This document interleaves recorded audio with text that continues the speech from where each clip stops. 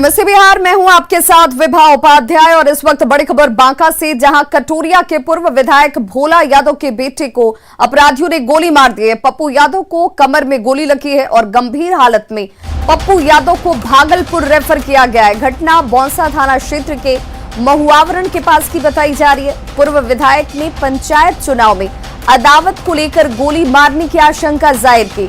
इस घटना के बाद इलाके में आक्रोश है। पूर्व विधायक के समर्थकों ने आगजनी कर सड़क को जाम कर दिया और अपराधियों की गिरफ्तारी की मांग को लेकर जमकर प्रदर्शन किया गया। दो तस्वीरें आपके सामने। पहली तस्वीर जहां पर पप्पू यादव की कमर में जब गोली मारी जाती है, उसके बाद उन्हें इलाज के लिए भागलपुर रेफर किया गया। कटोरिया के पूर्व विधायक समर्थकों के द्वारा देखिए किस तरीके से जमकर हंगामा किया गया। जो अपराधी हैं, जो लोग शामिल हैं इस घटना के पीछे, उनकी गिरफ्तारी की मांग को लेकर जमकर हंगामा और प्रदर्शन किया गया, आगजनी की गई। और सहयोगी नागेंद्र हमारे साथ इस वक्त ज्यादा जानकारी के साथ फोन लाइन पर जुड़ गए। नागेंद्र, इस घटना के पीछे कौन से लोग, क्या वजह बताई जा रही है? देखिए, पुलिस देर रात तक परिजनों से और खास करके जख्मी से फर्द बयान ली है, लेकिन पुलिस अब तक ये नहीं जाहिर कर पाई है कि इसके पीछे कारण क्या था और गोली मारने वाले कौन थे। लेकिन जहां तक पप्पू यादव जख्मी की बात है, देर रात तक उनका सफल ऑपरेशन हो गया है और बताई जा रही है कि कमर में जो गोली फंसा हुआ था उसको निकाल दिया गया है। भागलपुर में अभी है, स्थिति अभी इलाज चल रहा है, स्थिति ठीक अंडर कंट्रोल है। लेकिन पुलिस अभी खुलकर और परिजन भी खुलकर नहीं बता पा रहे हैं कि इसके पीछे कौन है। हालांकि उनके पिता जो पूर्व विधायक भोला यादव हैं, उन्होंने साफ तौर पे फोन पे वार्ता तो उन्होंने बोला था कि चुनावी आगामी पंचायत चुनाव को देखते हुए चुनावी रंजिश में जो इनके प्रतिद्वंदी होने वाले हैं उनके द्वारा गोली मारी गई है। और फिलहाल इसके बारे में पुलिस अब तक कुछ खुलकर नहीं बता पा रही है। चलिए, बहुत बहुत शुक्रिया नागेंद्र इस तमाम जानकारी के लिए।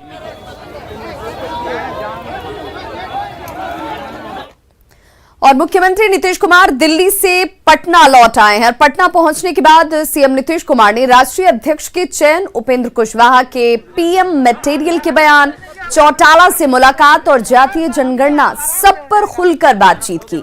सीएम ने कहा कि पार्टी में सब एकजुट हैं। ललन सिंह सर्वसम्मति से राष्ट्रीय अध्यक्ष चुने गए हैं। चौटाला से मुलाकात पर सीएम नीतीश ने कहा कि उनसे उनकी पुरानी दोस्ती रही है। उपेंद्र कुशवाहा के पीएम मटेरियल के बयान पर सीएम ने कहा कि पीएम पद में उन्हें कोई दिलचस्पी नहीं है। जातीय जनगणना के सवाल पर उन्होंने कहा कि बीजेपी के स्टैंड पर यह बयान था मुख्यमंत्री का कि बीजेपी से बात की जाएगी और जल्द ही पीएम मोदी को इस बाबत पत्र भी लिखेंगे।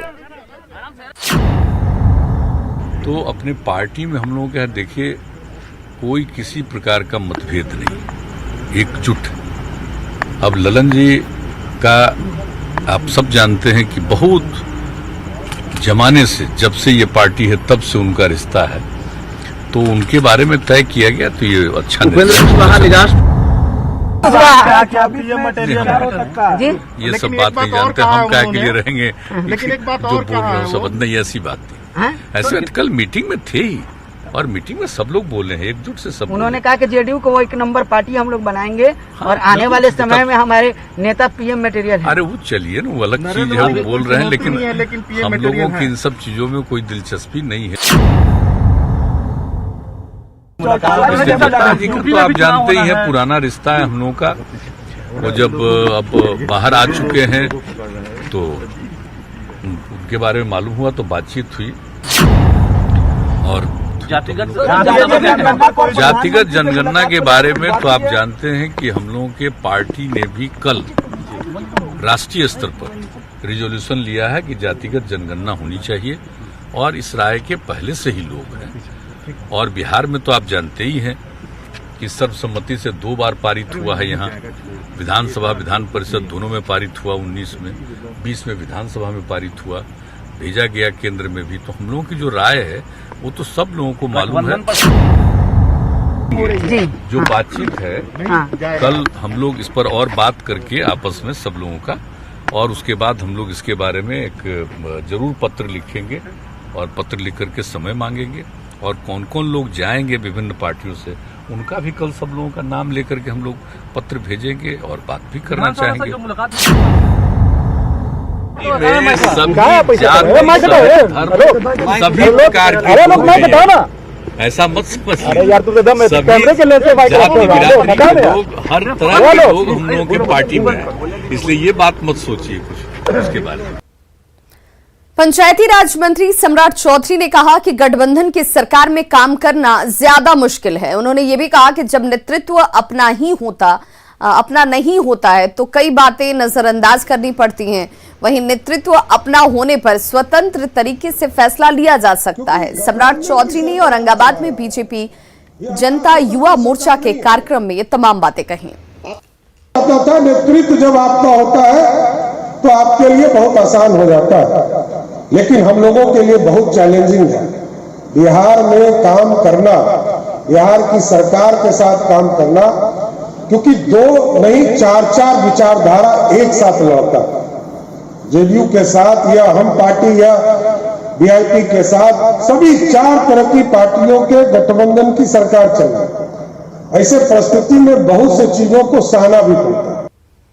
पटना में एलजेपी की बैठक के बाद प्रदेश अध्यक्ष प्रिंस राज ने चिराग पासवान पर जमकर हमला बोला। प्रिंस ने कहा कि चिराग गलत सलाहकार के चक्कर में पड़ गए हैं, लेकिन एलजेपी अपनी पुरानी विचारधारा पर कायम है और इसी का नतीजा है कि जो पुराने साथी पार्टी छोड़कर चले गए थे वो अब सब वापसी कर रहे हैं। पार्टी की बैठक में संगठन को मजबूत करने पर चर्चा की गई। साथ ही पूर्व मंत्री हिमराज सिंह को पार्टी में शामिल कराया गया। प्रिंस राज ने यह भी कहा कि गरीबों के हित में लिए जाने वाले सभी फैसलों का पार्टी समर्थन करेगी। किस चीज़ का समर्थन लेने के लिए गए हैं आप? आपका जो रवैया रहता था, आपके पार्टी में जिस तरीके का जो घटना हुआ, आप उसकी समीक्षा नहीं कर रहे हैं, आप उस पर मंथन नहीं कर रहे हैं क्यों हुआ है। आप भीड़ लेके निकले हैं। मार्केट में तो भीड़ कहीं भी लग जाती है, लेकिन मैं उनको फिर भी एक सलाह दूंगा कि कृपया करके वो मंथन करें और वो सोचें कि पार्टी में ऐसा क्या हुआ, इसे क्या चूक हुई उनसे कि भाई इस पार्टी को इस तरह के निर्णय लेने पड़े। आप छोटे हैं, लक्षण की भूमिका निभाएंगे, उन्हें गले लगाएंगे जा? देखिए, छोटे हैं वो, मेरे बड़े भाई हैं, हमेशा बड़े रहेंगे, लेकिन उनको भी बड़े भाई होने का कर्तव्य निभाना पड़ेगा। जितने भी फाउंडर मेंबर्स थे और उस वक्त के जितने भी साथी थे जो पार्टी छोड़ के जा चुके थे, वो सभी के सभी साथी आज आप लोग मीटिंग में उपस्थित थे। आपने देखा होगा जितने भी नाराज़ होकर चले गए थे चुनाव के वक्त, वो नाराज़गी लाजमी नाराज़गी थी, उनकी जेन्युइन नाराज़गी थी, और वो सभी कोई वापस आ गए हैं, तो निश्चित पार्टी को मजबूती मिल रही है। नालंदा के हिलसा में लोकाइन नदी के तटबंध टूटने की वजह से महेशपुर गांव में पानी घुस गया और इस वजह से लोग परेशान हैं। पानी घुसने के बाद देखिए घर जो है वो जैसे तालाब में तब्दील हो चुका है। कई घरों में मिट्टी की बनी हुई कोठी भी ध्वस्त होने से अनाज जो लोगों ने जमा कर रखे हुए थे वो बर्बाद हो चुके हैं। बाढ़ के पानी से परेशान पीड़ित ग्रामीणों ने कहा कि तटबंध टूटने से भारी नुकसान उन्हें पहुंचा है। स्थिति का जायजा लिया न्यूज 18 संवाददाता अभिषेक कुमार ने। अब ये मौजूद है नालंदा जिले के हिलसा प्रखंड क्षेत्र के महेशपुर बीघा गांव में, जहां आप देख सकते हैं किस तरह से जो लोकाइन नदी का जो पानी है वो घरों में प्रवेश कर गई है। और ये इसका जो लोकाइन नदी है उसमें 3 कटाव हो गई थी, तटबंध टूट गई थी, जिसका नतीजा है कि अचानक इन गाँव में महेशपुर गाँव में पानी घुस गई। देख सकते हैं किस तरह से गृहस्वामी अचानक अपने सामानों को बचाने के लिए चौकी पर ये रखे हैं और मोटर समेत कई ऐसे सामान हैं जो सारे के सारे डूब गए हैं। अब देख सकते हैं जानवरों के लिए मवेशी का जो चारा है वो भी डूब चुकी है, जिससे जो घर है एक तरह से कहा जाए तो तालाब में तब्दील हो गई है। यहाँ पर जानते हैं गृहस्वामी से क्या परेशानी हो रही है और क्या दिक्कत हो रहा है। ये बताइए क्या परेशानी हो रही है आप लोग को? हम लोग को तो इतना दिक्कत है कि जानवर धूर खाने पीने रहने का जगह नहीं है। सब अनाज है जो भीग गया है, जो कोठी फंस गया है, जो आप पानी में खड़ा हुए हैं। पेटी सब डूबल हो, कपड़ा लत्ता सब हमारा अथी हो, छान छान के सब धारा ही हो, रोवही हो, देहन थर थर कापा हो, हट बीपी हो जा लगे। भोर में पानी आया टेंडम, हम लोग तो सोए हुए थे और सुबह उठे तो पूरा घर में पानी होल था। हम इतना स्पीड में इतना जल्दी पानी आया कि हम लोग को देखते देखते पूरा घर में कम से कम भर कमर पानी हो गया। देख ही रहे कितना पानी है। जो सांप बिछा आ रहा है, आदमी दुनिया भाग रहा है, क्या करल जा रहा है, मर रहा है, हर रहा है, सब जेने के तेने छटपटा रहे है। कितना आदमी ने भूखे प्यासे बौला है, क्या करल जाता है, इन्हें उन्हें में आज बौला है। और तटबंध लोकाइन ऐसा टूटा है कि घर द्वार ने सब बर्बाद। देख सकते हैं कि इन लोग का साफ कहना है कि जो लोकाइन नदी का तटबंध टूटा है उसका कारण आज यह है जो घर है और तालाब में तब्दील हो गई है। नालंदा से न्यूज 18 के लिए अभिषेक कुमार। कटिहार के फलका में लड़की के पिता को बेटी की शादी दूसरी जाति में करना महंगा पड़ गया। अंतरजातीय विवाह करने पर समाज के स्वयंभू ठेकेदारों ने लड़के के परिजनों पर 1 लाख का जुर्माना लगा दिया। पीड़ित 30,000 रुपए जुर्माना भी भर चुके हैं।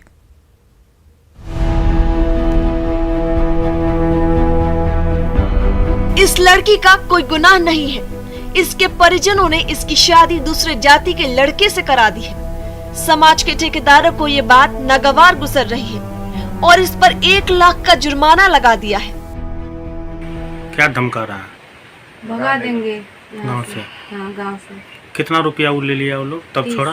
30,000 रुपया और 70,000 रुपया मांग रहा है। हाँ, 70,000। कटिहार के फलका थाने में रहने वाले मताल हेमराम ने अपनी बेटी की शादी पहले झारखंड में की थी। वहां इसे दहेज के लिए प्रताड़ित किया जाता था। प्रताड़ना से परेशान बेटी पिता के घर आ गई। पिता ने बेटी का फिर से घर बसाया।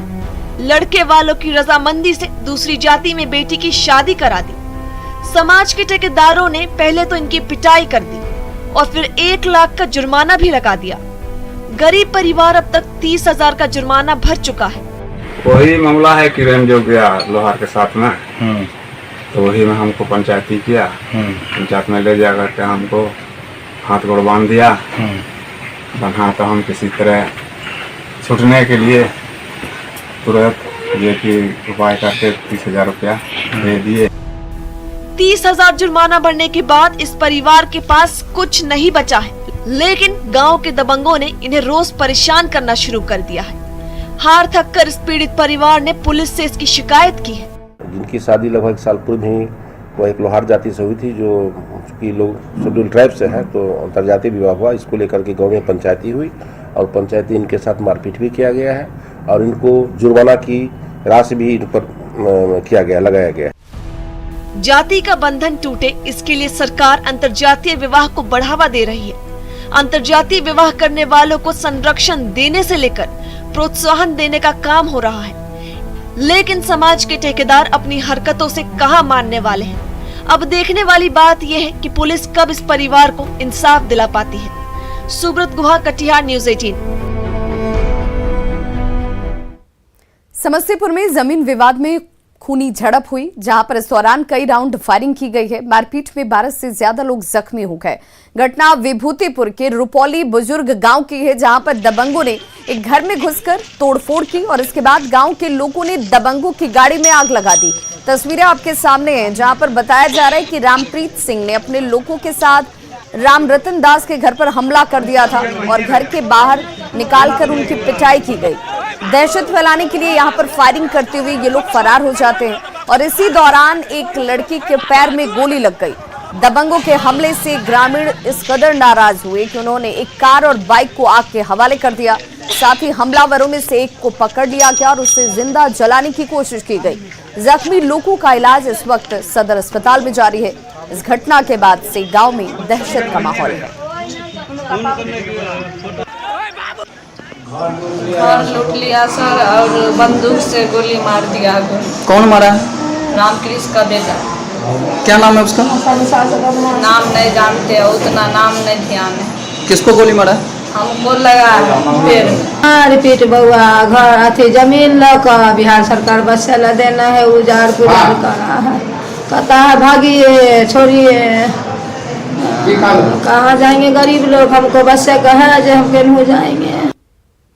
रोशा के डीएसपी ने कहा कि दोनों पक्षों में लंबे वक्त से जमीन को लेकर विवाद चल रहा है और एक पक्ष दूसरे पक्ष की जमीन पर कब्जा करने के लिए पहुंचा था।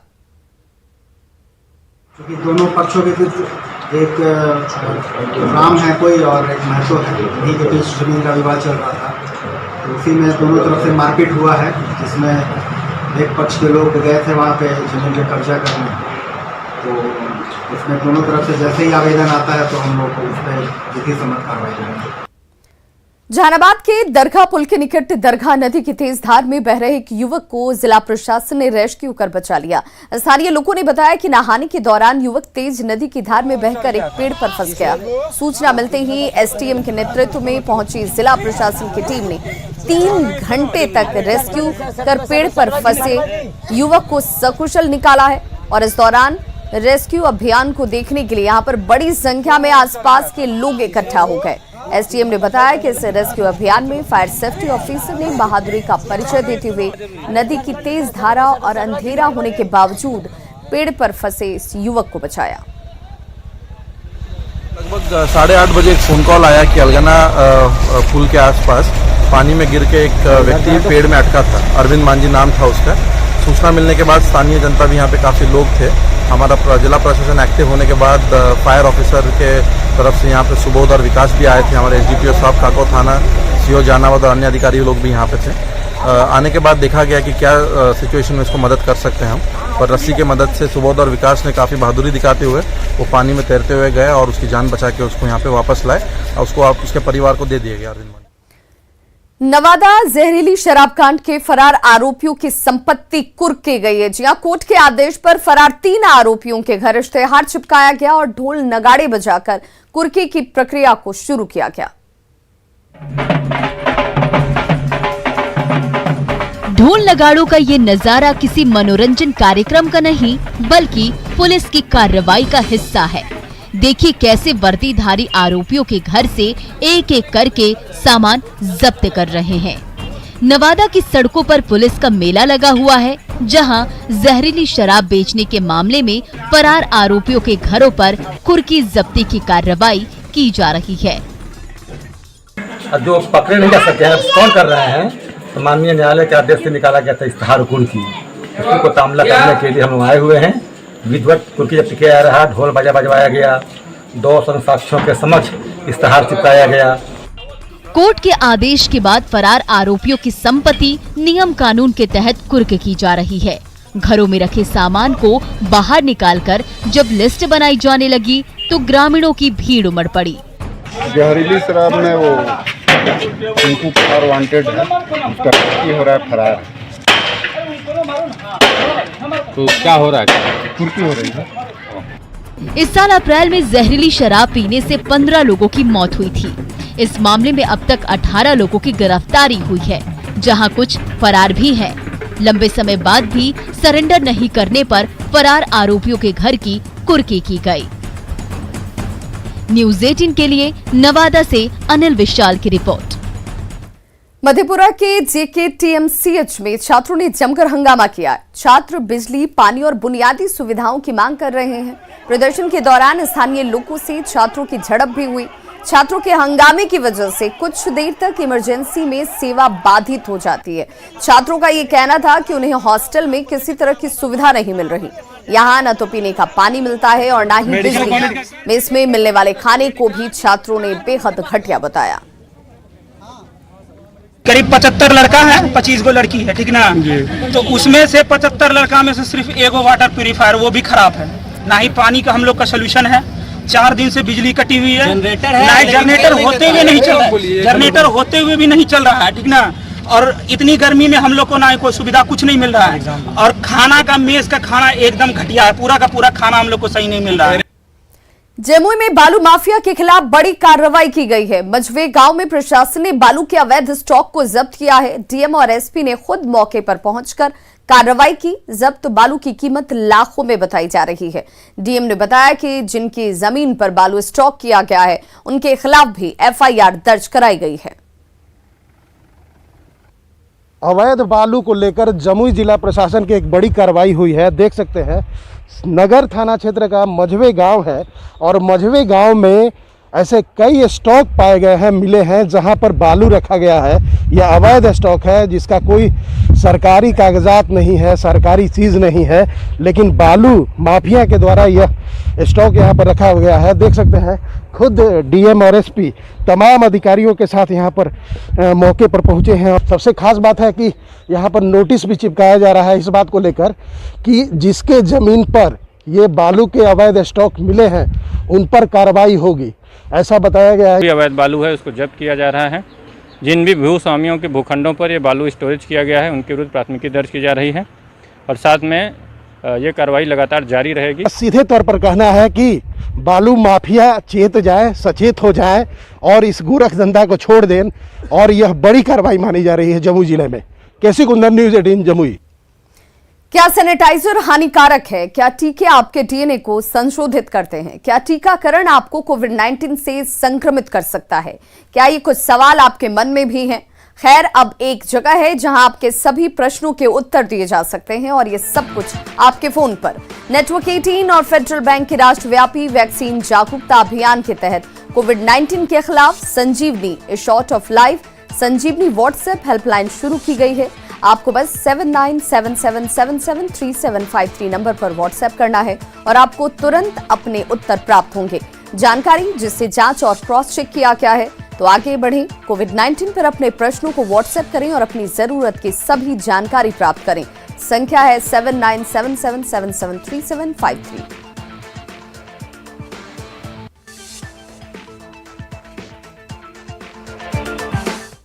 तो खबरों का सिलसिला लगातार जारी है। आप देखते रहिए न्यूज़ 18 बिहार झारखंड।